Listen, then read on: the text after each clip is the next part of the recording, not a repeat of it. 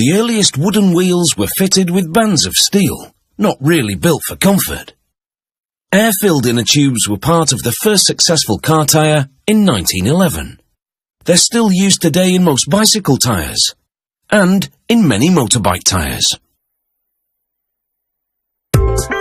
These motorcycle inner tubes are made with a combination of synthetic and natural rubber. They come in a variety of sizes, and no recycled or reclaimed rubber is used during the manufacturing process, which keeps the quality high.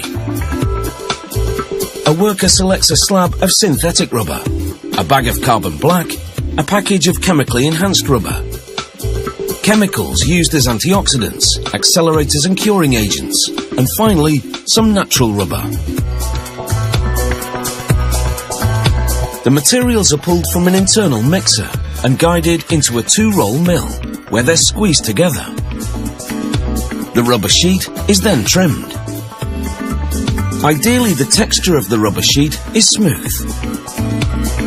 Carbon black provides colour, as well as reinforcing the rubber. The rubber is now sent for cooling. It's soaked in a mixture of calcium carbonate, which once dry will prevent the rubber from sticking to itself. Workers carefully fold the continuous sheet of rubber in a stack to dry. The next day, the rubber is cool and hard, and the calcium carbonate has dried into a powder. The small strip coming out of the two-roll mill is sent to an overhead conveyor belt, which takes it to the next phase of production. The strip falls into an extruding machine, where a turning screw forces the raw rubber through a strainer.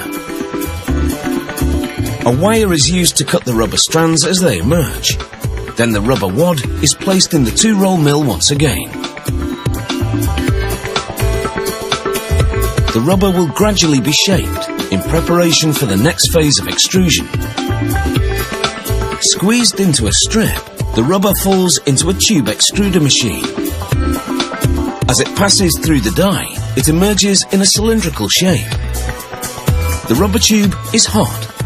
Water cools it down and cleans away any remaining residue. The rubber tube now enters a cutting machine. Calcium carbonate powder helps prevent sticking. After being cut, a hole is punched in the tube and a valve inserted. The first cone punches the hole, the second inserts the valve. A worker replaces each valve after it's been inserted into the rubber tube. This machine can process 22 tubes per minute.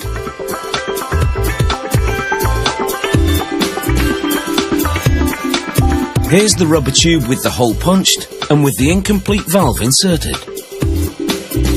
A worker now connects the two ends of the cut tube.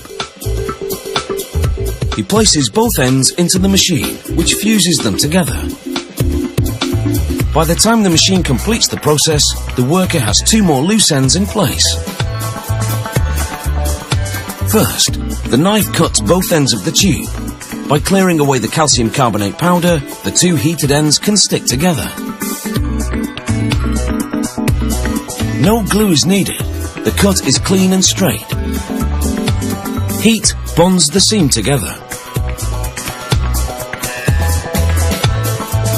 A worker now pumps air into the circular tube. He hammers wax into the incomplete valve in order to temporarily seal the air inside. Another worker places the tube in a mould. It will be heated for a few minutes as part of the vulcanization process. The wax that held the air inside has melted, but after being vulcanized in the mould, the tube retains its cylindrical shape. To flatten the shaped tube, any remaining air inside is removed using a vacuum. These workers give the inner tube its finishing touches.